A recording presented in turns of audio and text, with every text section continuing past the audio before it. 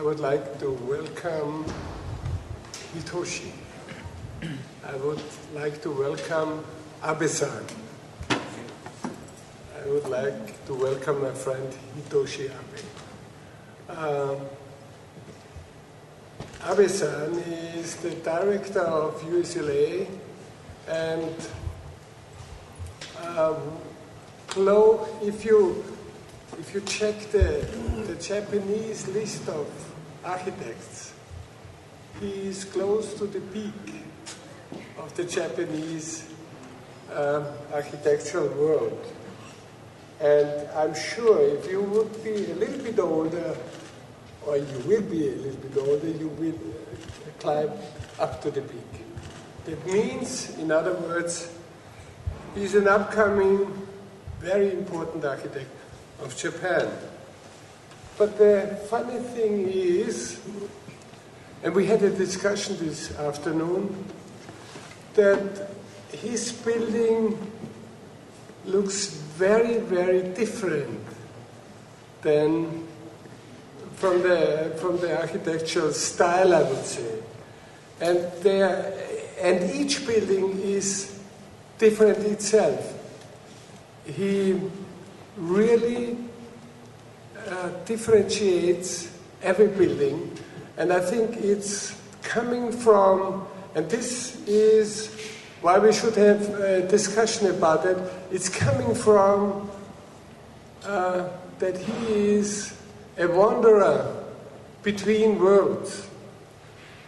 Born in Japan, he studied architecture in the United States, and since then I know him because he was a student on SCIAC. And the interesting thing is, and we should have a closer look at his approach to every task in architecture he has to follow, how he is integrating these two cultures. I'm wondering, and this is a little bit against my theory, that every architect is tied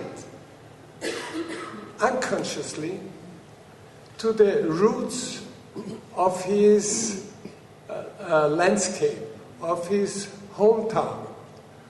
I said that, for instance, the Viennese architects, whether they want it or not, are tied to the Baroque way of thinking, meaning that the sequence of spaces are very interesting for them.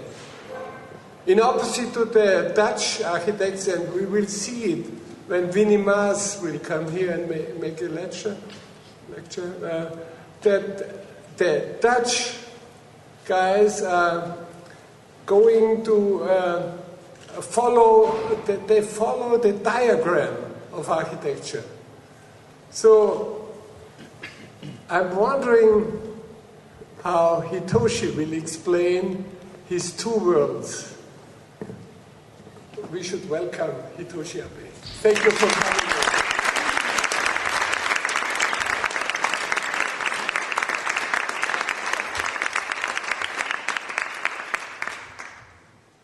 Well, thank you.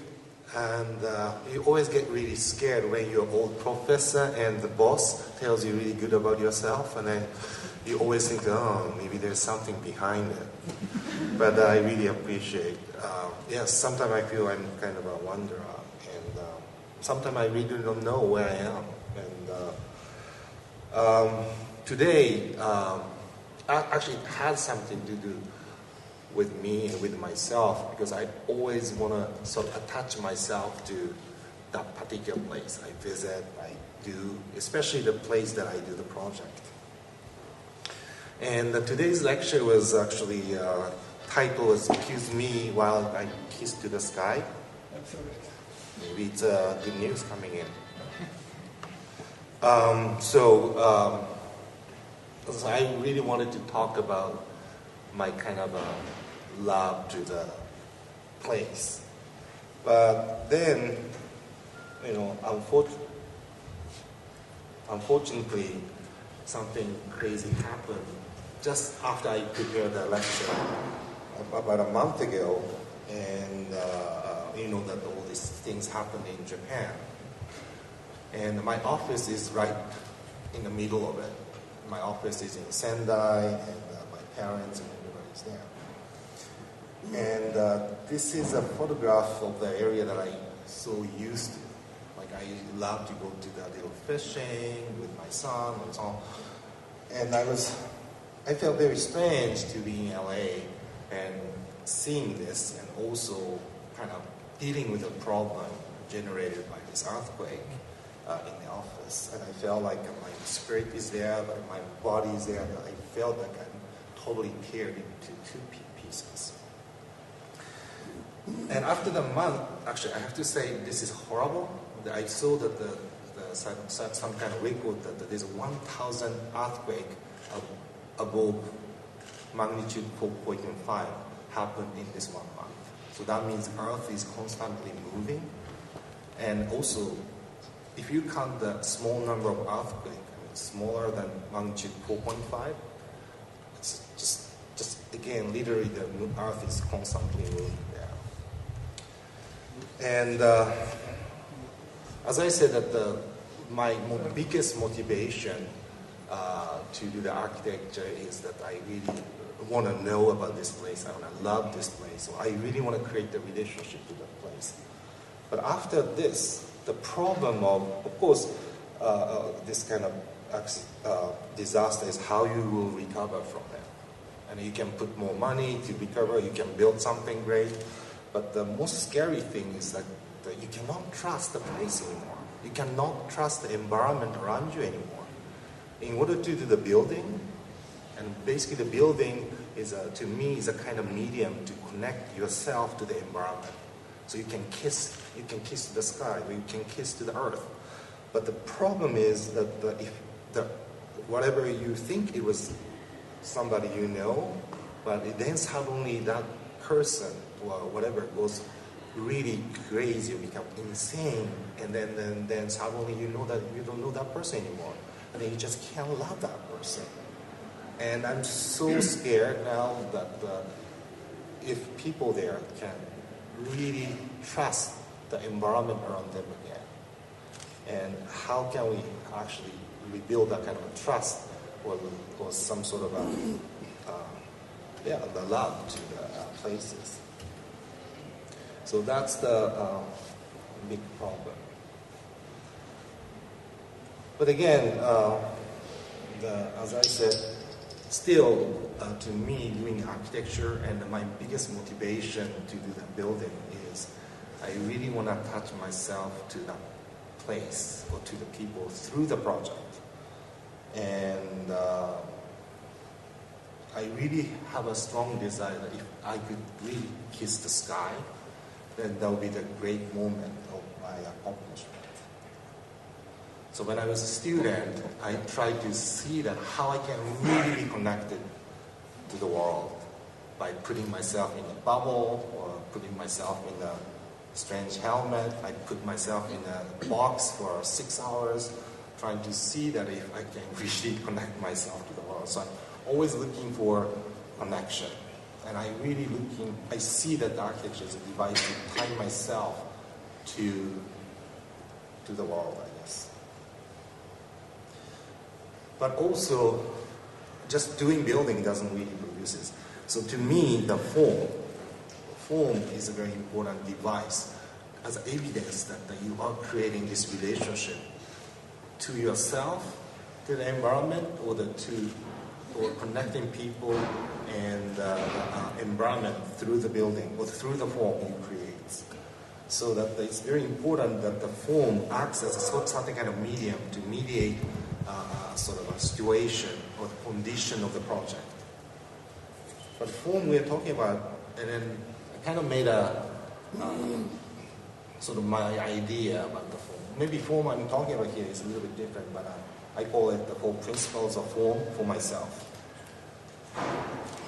But the form I'm talking about here is maybe a little different. Maybe it's like a soap bubble or sort of flame or the sort of a cloud of fish. I'm sure you've seen this kind of stuff a lot. But to me, the form is not something rigid which exists prior to your project. The form itself is something more flexible, like a medium, which will be squeezed out from the conflict and from the event and from the sort of a presence of the many existence that exist in the project. So the first principle, form is a medium, so form itself has no inherent meaning. Form does not or should not have any meaning before it's born. I talked about this project so much since my first lecture, so I'm sure many people have seen this. But this is just a bridge. I was asked to design the sort of a handrail for the bridge to turn the whole bridge into something iconic. So we made that handrail 10 times bigger than it should be and wrapped the whole bridge with this one. When the client, the mayor of the city, asked me to do this, he had this kind of things in his mind, so that we can bring some symbolic figure from outside, and then to symbolize the city, and that's why he asked me just to do the handrail. But I was really against it because to me the figure or the shape should not have any meaning. It should be born there. How can we create the sort of a shape? So because it's a kind of existing bridge, we just did the study and we found out that lots of invisible sets of roles called this defined by the condition of the site and also the sort of architectural code there. Then we just define like little element, we let it run through, and then as you let it run through, the form needs to be deformed by basically to follow these invisible sets of rules for the landscape, and then generated the form itself. Very simple steel structure, and this is a kind of a preliminary digital, or could be maybe parametric things that we had to calculate it with accounting software, because we didn't have even the CAD system to draw. It was back in the early 90s. So then this was built. So it is like the movement of the body walking on a particular landscape. The landscape is like this kind of invisible set of rule, and the body of the human is this triangular structure, and then creating interesting vibration of the form to represent the condition and sort of relationship of myself even, and the site and the program. So as you walk around, you will see the different lights, colors, and also if you drive through, you feel like the bridge is moving.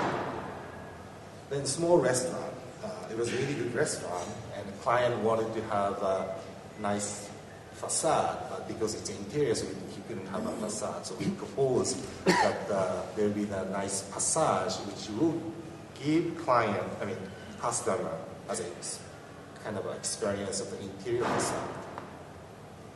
Again, what we did was, this is an existing building, and this is a seating area, kitchen, so we placed the basic program, and then as the kitchen needs to be bigger and also bar area needs to be bigger, so we decided to kind of carve it, and then there are lots of also existing plumbing system and pipings and structure, so we needed to avoid it. So similar idea, like a sort of a bridge. So we needed to twist the whole things, and then created this landscape. So this was a geometry we had to use to construct this wall. And here it is. So again, it is kind of analysis as we design about what this place is about and what I do and what the client wants, and trying to merge these things and want to visualize this relationship as this strange wall. place was great, and I used to hang around a lot this place. Good food, good bar, and also it's good that you feel already drunk before even you drink, because the wall are like that and the floor is slanted too.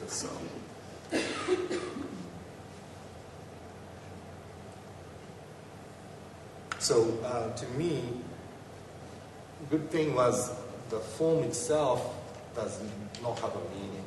So the bridge, even after it was designed, then there's a competition about naming it. And then somebody said it looks like a bar, so they created a name like Shirasagi Bridge, means big white bar bridge in Japanese, so that the meaning could follow the form generated after that. But again, I believe that I really don't want to bring in any sort of meaning of the form before we design. Number two, basis of form is a boundary between interior and exterior and their contiguity. It's very simple. If you have a sort of boundary, you have always inside and outside, so that the boundary is describing the relationship of the two, and or the two adjacent environment is defining the shape of the boundary. And I try to make building like that. And this is also the old project. It's a small cottage in the forest, and the client just wanted to have a building looks like that, could be part of the forest. And first we thought about making glass box in the forest so you can look at the forest, then realize if you have a glass box, you create the relationship of the human as an observer and the forest as an object to be observed. So it doesn't really sort of unite the environment or the human as a part of the forest, but it's actually alienating against themselves. So I really wanted to sort of create something which could be part of the forest. So what we did was, again, I took the piece of long paper and I tried to fold it on the side so that the sort of weird landscape of the site is translated into some sort of interior gesture, and created sort of translated landscape within the building. So again, here, I'm kind of measuring maybe, or I'm just trying how I can really sort of bring this place into my design or into myself to establish a relationship. And this is how it's built. Very simple, one big volume. This is a main space. Of course, Japanese room is very good because you can just let so many people sleep on the floor. This is a stadium. Also, this is very old, 2000, year 2000, so 11 years ago it was completed. The idea was how we can create the hybrid of the architecture and landscape. And original design for this stadium was done in 1992, so it took us about 8 years to finish the design and complete the project construction. And the reason why we wanted to combine the stadium and the landscape was that if you have a landscape like this for the stadium, it forces people to concentrate to share one event together. So it's really good for the large event, but it's not good for like a small events, which everybody is doing something else. Or also it creates very enclosed space, alienated from the surroundings. It's good if the stadium is in the middle of the city and having such a large event every time, but this stadium, as you can see, it's countryside, so you cannot really see so many big events taking place. I would say commercial event. So what we could see was there's lots of informal daily events, like walking with a dog or jogging. It has to take place here. And then how can we really sort of create the balance between controlled environment versus uncontrolled, formal versus informal? So we thought that maybe we can take completely opposite typology and combine it so that the place could be open but closed, or more formal but informal at the same time. So this is, again, I have to say, please imagine this is green. It is green now, but this is the photograph from the beginning. So the hill, and then half of the structure is basically part of the hill. The other half is architectural. And also the part of the hill is extended through the stadium so that the people who's jogging can just walk through or run through. And even the stadium is closed, part of the stadium could be open to the public. That's how we did it. And again, this was more, there was no sort of digital 3D modeling system or so on. At least we didn't know. So we had to really have a hard time to combine the geometry of the topography and the geometry of the sort of a building together, because usually those are represented by different sort of representation system. Building is a plan, a section, and then the landscapes are topographic images. So we kind of try hard to combine it together, and here it is. But also in these things, we started to learn that the section through the building is very much similar to the bridge or those a restaurant we did. So we can really see that the section as a part of like a film. And then if you in the movie, that each film has to be continuous to create the scenario. So we started to be very, very sort of conscious about creating that sort of a interesting sort of dynamic relationship of each section so that it transforms one by one. So it's not just the one element attached to the others. It's always sort of a continuous relationship throughout the building, creating a spatial experience. So this is the bridge, this is the entrance. It's quite big. The capacity of this building is about 50,000. But it's a whole project. This is the size of the building. I have to say, I was very happy that the World Cup soccer game took place in this stadium. Then the Japanese national team lost against Turkey in this stadium. So it's now this stadium is cursed forever because I don't think World Cup gonna come back to Japan again, but for a while at least. So that means this is the only stadium the Japanese national team lost in the World Cup took place in Japan. So. And flying roof concept. To support the 35-meter cantilever, you cannot use usually the one line of the column, but because we have this kind of an arc structure hidden at the edge of the roof and then the underground beam tied together to sustain this bow structure. So it looks like it's kind of a flying. And again, each structure are gradually transforming its shape to the others. Oh. This is a kind of a new project in LA. We are working on at the moment. It's just a roof over the plaza. And the client asked us to design the roof over this famous plaza designed by Isamu Noguchi, Japanese-American artist. This is such a famous plaza. I'm not sure if this is his best work, but it's untouchable. But also because there's no roof, people are banned during summer. It's just too hot and you can't stand to be there. So that the JACCC wanted us to design the roof. But it's very difficult because you should not touch these things.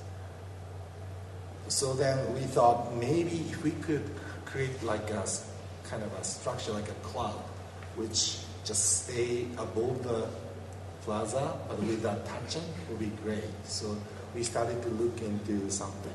So we actually named the lenticulars, which I cannot pronounce. But this is a type of the cloud like that. And as you know, that the cloud usually moves, but lenticulars is a particular kind of cloud which stays on top of the mountain. Even though each element of the cloud keep changing, but the form stays and the location will stay because the geographic shape really creates this sort of flow of the air and a particular condition of the humidity, and then form this shape of the cloud over the mountain. So we thought maybe we should really look into the landscape of it and create this lenticulars above the plaza. And then when we studied it, we realized this Noguchi Plaza is designed by, based on the sort of a Japanese sort of a rock garden or sun garden concept. So, usually if this is a plaza, the people want to open up this four, edges to the street. But he insisted to make this wall to separate or isolate this plaza. And then we realized if you go to the Japanese sort of stone garden, then you always enjoy this rock and the sand, but then also there's a fence behind it. That means actually it cut off the garden from the outside world and creates a sort of spiritual sanctuary there. That's why Noguchi insisted to this have a wall. So that means inside of the wall is sanctuary, but outside he didn't care. It's a background. So our idea is if we actually support the roof outside of this fence, that means theoretically the column doesn't exist, so that the cloud could flow. It's about 60 meter to 45 meter, and it's supported at the edges. It's very simple. It's like a big bicycle wheel. Very light structure with a ring and with a called a tension cable, and then wrapped by the ETFE membrane. And we have this kind of metallic, shiny metallic ring. We call it the cloud ring to kiss to the sky. So this is a big fat lip trying to kiss to the sky. But again, this is the blue sky, and we are studying it so that how much we can reflect the color of the sky to here, and also there's a redness of the floor. So we really want to merge the image of the sky and earth and yourself here, and then so you can really kiss to the sky. So we were doing a series of analysis about the form or section of the cloud ring so that you can really sort of control the images. Also, it doesn't really create any sort of an enclosed space, but what we thought was this reflection and also view through, and also we have a 2-layer membrane with a different pattern. So as you move, probably you feel like some sort of like a cloud moving kind of effect, so that even though we don't really create the space, but still we can provide maybe some spatial sort of relationship. And also it would be really nice to redesign you relationship with the earth and you and the sky through this cloud. Then we did kind of a mock-up at the Sire Gallery. It's a simplified structure, but basically it's a 1/7 model of the cloud without any skin on it. And then we created this fake sky. And this is, for this object, we created this as a, I forgot, the chromonized fiberglass. You can see there's a photographer like that. He tried to take a photograph, and then you have to be under it. But if you lay down under it, then your foam will be stretched and become like a ring. And of course, you have to talk with Mr. Regon and Moss, the director of SciArc, when you do that. It was good because our conversation didn't quite much to each other, and but it was good. So people are trying to kiss the sky by laying on the floor. So to me, again, I'm so interested in how we can really create a relationship and how we can steward our design as a way to create a relationship. And that's very important for me to understand it. And third principle is that foam is a medium that requires a body. Foam itself, we could say that foam is something more abstract or whatever, but to me, it has to have some physicality to it. Even though it is really more about the relationship, but there has to be something visible. This is a restaurant tower we did in Sendai, and luckily it's still standing. When you do the tower like this is very typical, very small, 7-story high tower. And in Japan, this kind of building type is very popular, so there's only bars and restaurants in this building. So that means if you get in, you can get quite drunk and full after 3 hours because you can try so many different places in the building. But the problem for the architect is that you will never get the interior design because you are hired by the owner of the building, but the interior are responsible by the tenant, so that you just cannot design anything inside of the building, and which is really sad. That's the way it is. So we decided maybe we should not design, but maybe we should design the possibility for the design. And then we studied it, and it's not such a difficult study.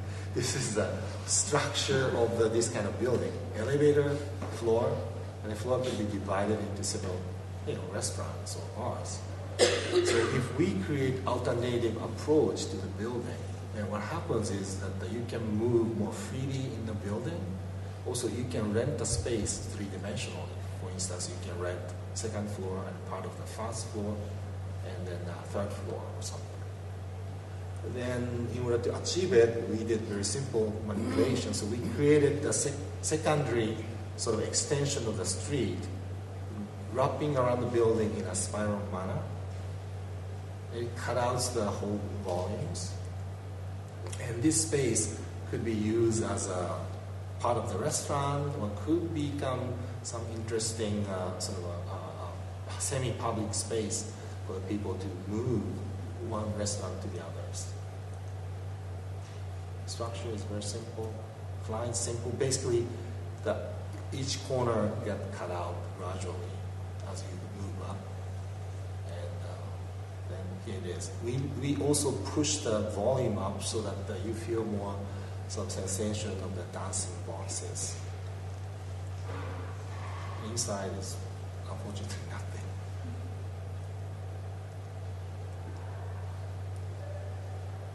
Then the problem was, again, this is a very cheap building, and we really had to use this special cheap material called the aggregated lightweight concrete panel, ALC panel, which is usually used for the parking or the storage. And it has a particular module system and a joint, so we knew that if we use it, this volume of the dancing volume will be disappeared because the materiality of this material is so strong. So we needed to come up with some idea. Then what we did was we found out this surface could be curved by the CNC mill. So we decided to design the pattern like this. So it's a reverse pattern, and as you can see, it's so irritable to your eye. So you can't stand to stay focused on the surface. So that means all the materiality will be removed from the surface. And then the volume itself will become more pure than trying to make a flat surface. And that's how it is. And a little restaurant. We started to be very interested sort of dealing with this different way to create this different sense of materiality, what kind of effect. And in this one, also we tried something also similar. It's a really strange existing building, and we just did the interior of the ground floor and the first floor. And we inserted the steel skin to make all the space connected smoothly. But also because it is in front of the famous street with these rows of the olive trees, we wanted to create a relationship to these trees and street. So we tried to form the shape so that we can create the kind of a looking in and looking out relationship. But it wasn't enough, so we took the photograph of the tree and reorganized it as a sort of series of dots, like an old newspaper photograph, and then decided to make a hole onto this interior steel skin by also pneumatically controlled talent machine. This is an unfolded drawing of it. If we hold it back, we thought we can recreate the sort of a shadow and a light under the tree, at least. And these are the shipbuilders, and I have to say that these guys, this place is gone too. These guys survived, but the place is gone. It's just taken by tsunami. But there is a problem when we try to hire the steel fabricator, architectural fabricator, because they always say, we need to make a frame first, then we'll screw the plate. The problem is if the skin is perforated and would like to create this kind of effect, if you have a frame behind, you will see the trick, right? It's going to be really horrible if you have a beautiful lady and you can sense that actually her lady has something in back of her face to make it looks beautiful. So I couldn't really stand it. And then we met this steel guy and shipbuilders, and they said, no problem, that's the way we always build it. This is only 2.2 millimeter thick steel welded together, and it become monocoque structure to sustain itself. I mean, it's just a skin, so it's okay. And it's really interesting, the effect goes here. You can see by looking outside, it's so thin, it's only 2.2 millimeter, but if you look inside, actually, you can really cannot see the depth of it. It's really, it looks so deep, and you cannot believe this is just created by the thickness of 2.2 millimeters. Painful construction, because it's in existing building operating, and then you have to chop every pieces from the factory and then bring them all through the door and weld it on the site. Also, the machine cannot make a hole at the edge of the plate. So this is usually, there's a 5 centimeter of the space left along the edge of each plate. So it's easy to weld. So that means you have a 10 centimeter band of no hole everywhere. So one night with all my staff, we went into the space and we marked every missing dot. And the next day I told the workers, say, hey, we marked it, so you have to hand drill it. And so they said, okay. So these holes are all hand drilled. But that was the only way to make it happen. But at the same time, to make a curvature like that, you needed a computer to discuss on the site. And two-dimensional drawing didn't make any sense. And it was good because this shipbuilder has this three-dimensional sensibility to construct this kind of a complex form. And this is how it is. This is a very romantic place, so that the client decided not to open the restaurant. And kept it for 4 years without using it as a public place. It was his private salon, And only people who would use was the people who knows his cell phone number. And I know he brought so many girlfriends there. But I think I heard they finally opened this to the public end of last year. But what was interesting is that I couldn't really imagine the effect of this wall. And also that you cannot really actually render this. And also even this photograph doesn't tell you how romantic this place is. Make it right. This was a very strange project, but I couldn't say no because Mr. Brad Pitt asked us to be part of it.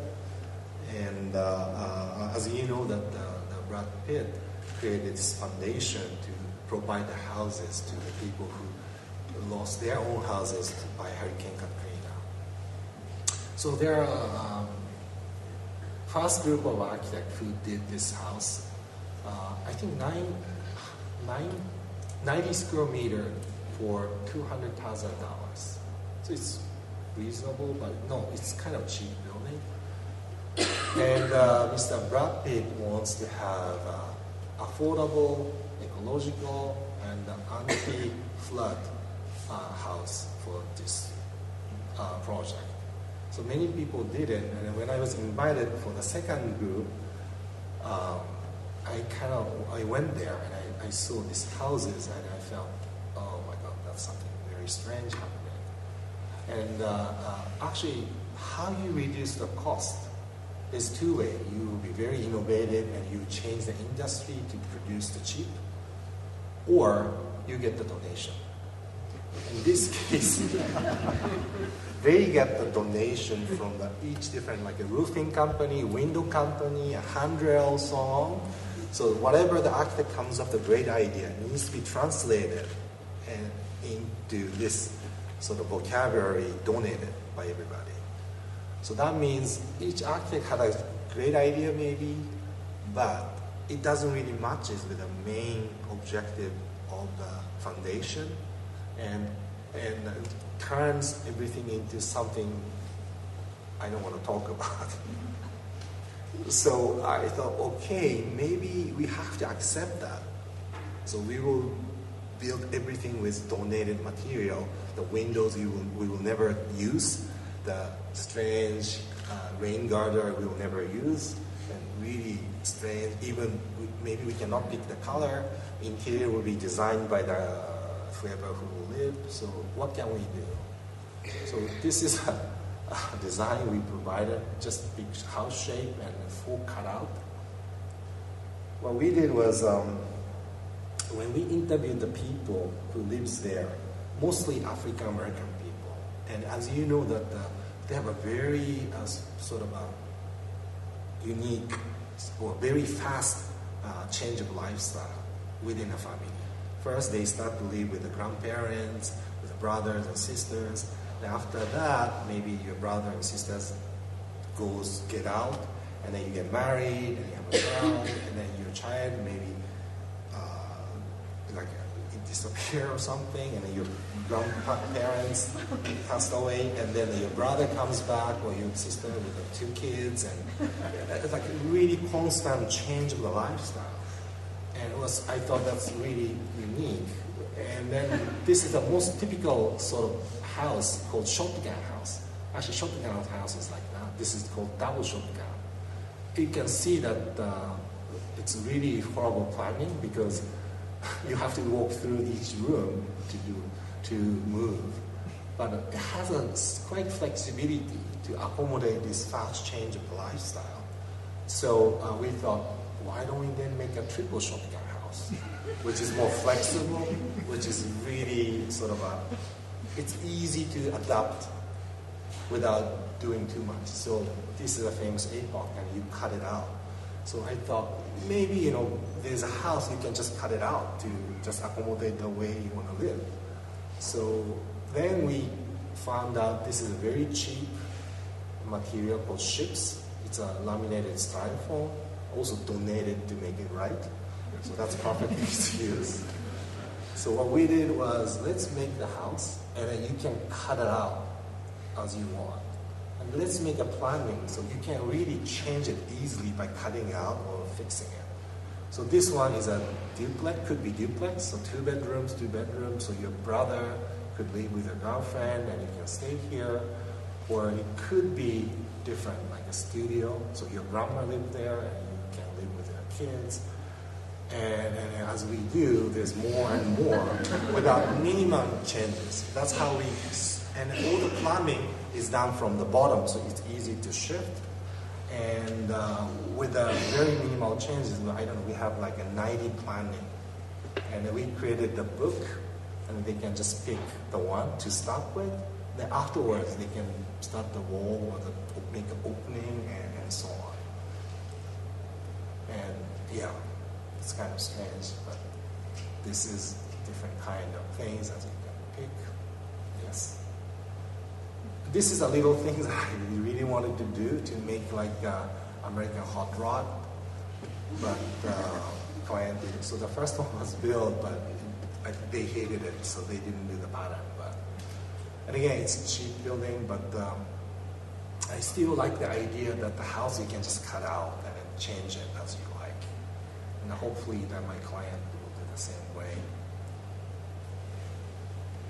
So the last thing is that there's a question always when I talk about this, say, okay, if you really want to project all the condition and express, make an architecture as a medium to tie different conditions in the project, then how you justify if it's good or not?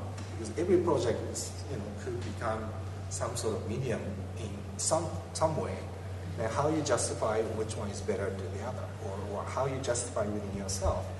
The only thing I say is that, at least to me, is the strength of the basis of the form is the degree of precision used in the process of creating contiguity of the interior and exterior. So how precisely you try to follow to describe what's there, how precisely you try to create a relationship was the most important thing to me. This is designed by a couple of years ago, 2002. It's a small auditorium in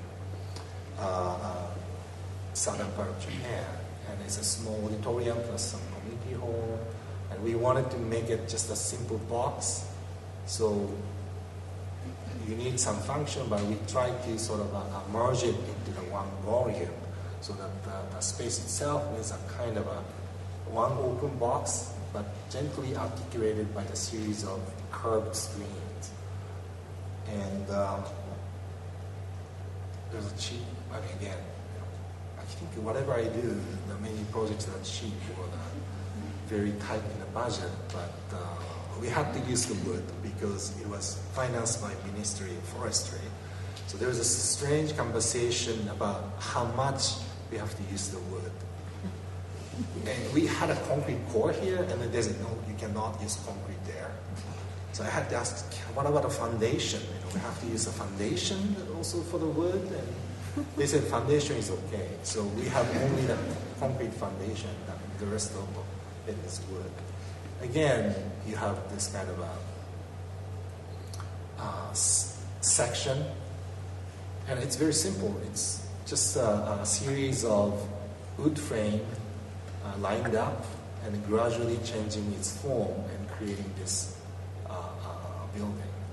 And what it does is that this screen is pushed like the bridge or the restaurant as you need the space, or here it gets pushed like that because there's acoustics condition, or the push was also limited by the detail of the facade. So to me, through this shape, we are defining or creating the interesting kind of relationship between the details and the program requirements and the other technical issue, which was sort of like a seismic, trying to record all the strange movement in the project with this seismic motion or seismometer or something.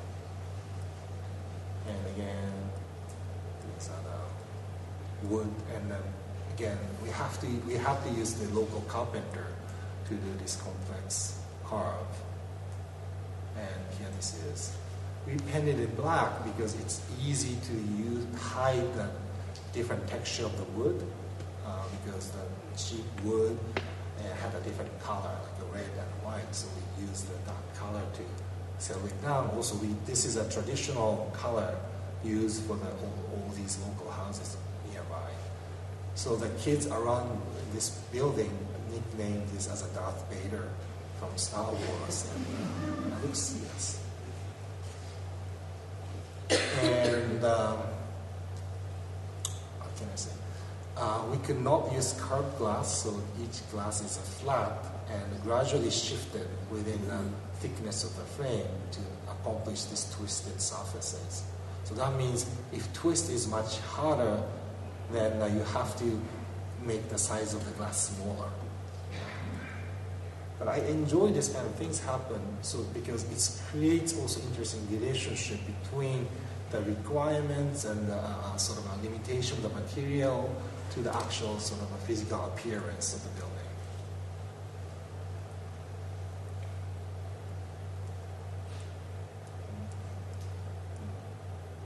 Karaoke party vibes. It's a very small auditorium. This is also small museum gallery, very small, it's size of about 200 square meters. And this is a small gallery for the private collector for the Italian modern sculpture. And since it's small and since it's in the countryside, we could not use just a simple white cube. So we said, let's make a very special place so that people have to go to see the sculpture together with the environment. So we had the idea of the bubble. So 8 sculpture, 8 bubbles squeezing into the building, creates a unique landscape. So it's a steel bubble. When we talked to the structural engineer, they said that, oh, it's okay, easy. Just put the frame around and put the drywall in between. But I didn't like it. I really wanted to make a steel bubble. So we come up with the idea of this embossed steel, 2 steel. So this is 1 room, 2 room, 3 room, and each room is surrounded by 3.2 millimeter thickness of the steel with the emboss.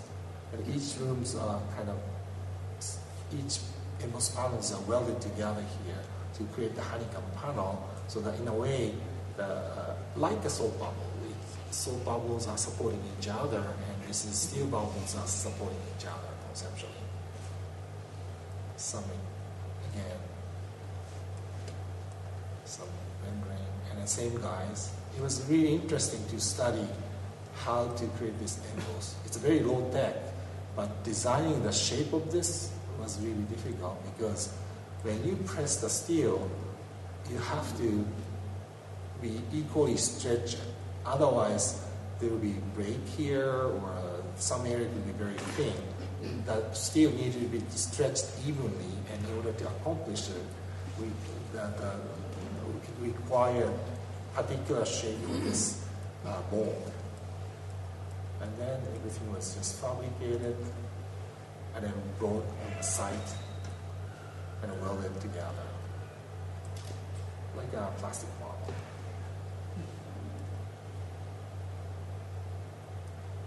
And outside is Holten steel. Inside is painted in 3 different kind of white.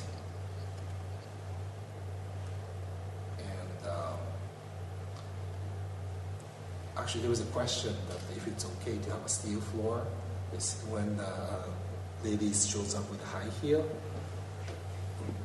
Yeah, that's something I couldn't answer, but the client didn't care, so. No, I remember, no. So we have to put the linoleum first, then during the construction, I told the client, it looks really awful to have a linoleum, and why don't we just get rid of it and keep it as a steel floor? It's cheaper too. And then she said, oh, okay. So, and I always have to say, 2 of this sculpture can pay the whole construction of this building. So, what kind of business we are and this is very small. We were also worried about this texture as a background of the sculpture, but it was okay. It reinforces somehow the quality, three-dimensional quality of the sculpture. After we did this, a year after maybe, we were asked to do the exhibition of ourselves. And I didn't want to do exhibition of, like a model of our building, inside of the building we design. So instead what I proposed is, why don't I just do the light installation? So what I did was I put the different color of the film to the every opening. So I can mark all the light coming through a different window. So then, that was it. But then when I went there, and then I realized that I really didn't know anything about my own building, because some red light kicked on the wall, and I didn't know where this light came from. And then you realize that it's a window behind there and there. It's really, really complex. It's really, you don't understand what you're doing. And you just can't control it. And it was kind of refreshing to know that, oh my God, this light is coming from there. And it was really interesting to myself. Happy student. And MBU, this is the end of my lecture, but I have to talk about this project. This building is on the site right now, and I guess it has to be completed by February 2013. And we are very excited about it. But also, I have to say, this is a very difficult building for us because program is very tight, and the budget is very tight. And I was told also that our users are very difficult one. Oh, I shouldn't say that. Okay, I don't say it, but maybe I didn't have to know about it. But still, I believe that we have to do the way I do what we do. As you can see, that the building is a series of thin layers, and I forgot the cake, famous here too, in German. You have this kind of cake, right? The layer of the pie and cream and pie and cream. French is millefeuille, but I didn't want to say that one. So it's like that. So we have a office atrium, and it's going like that.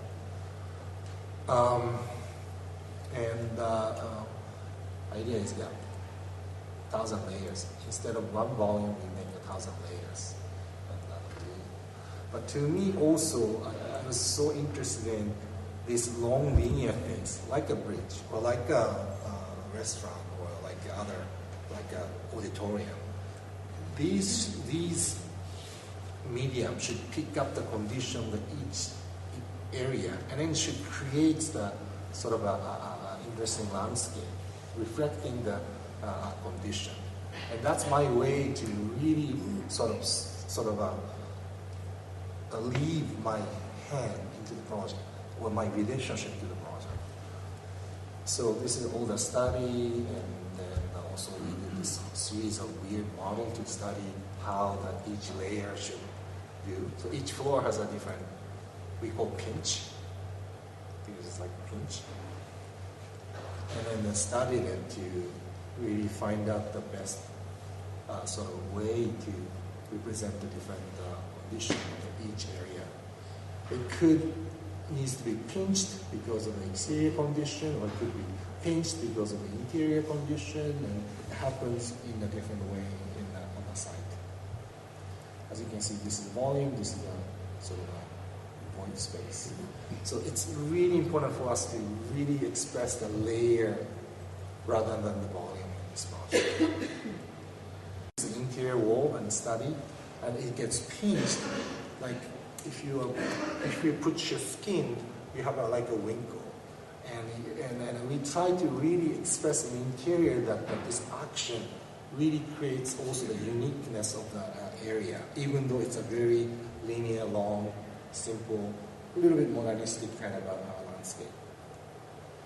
So we really studied what kind of wrinkle your face and how this wrinkle can create your own character. And also, it was important for us to use the color so that it's a layer space to indicate the different layer. So there's a dark space, there's a white space, there's a dark space and a white space, so that as you move through the layer, you experience these differences of the sort of more settled space with a dark space, more active space with a bright space, and you kind of walk through the layer. And we are still kind of working together to make this happen more effectively, and also to appreciate our users. So this should be black.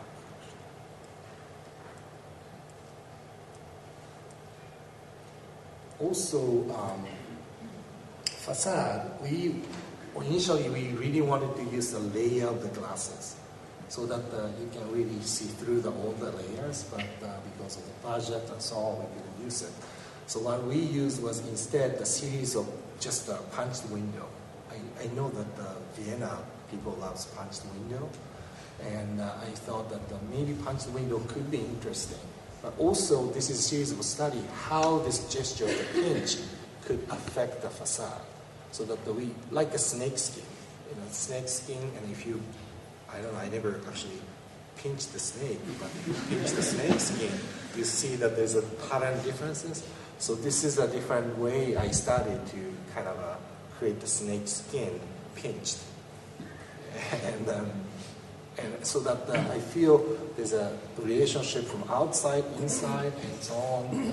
And I'm not talking about just the physical condition, but political or sort of a functional or many things, or personal, could be integrated into this gesture or the medium of architecture. So I'm so excited about this project, even though, of course, still it's a long way to go, but I'm sure we can survive it. But I'm only worried about a few things. I hope that never happens to this project. So we'll see. So again, I don't know how you felt, but to me, the architecture, or at least the action of architecture, is trying to really kiss to the sky. And actually, maybe you can do it, but at least the desire, try to be part of place, part of the sort of a sky is there. And I really struggle, and design is my struggle for that. And I'm not sure, I'm going back to Sendai on Friday, and I'm not sure if that experience changes my mind, but probably I will still be the same person and trying to piece to the sky as much as possible. Thank you very much.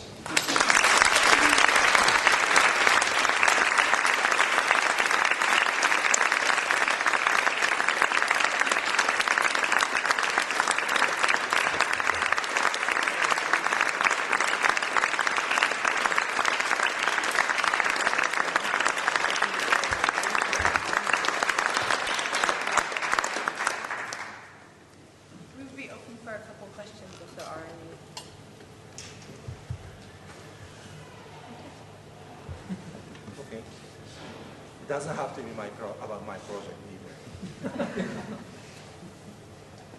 Okay. I thought you might ask about the earthquake. It's okay. Don't you want to do something? Or just start? Shall I start here and wait? No. We will thank you again. Thank you.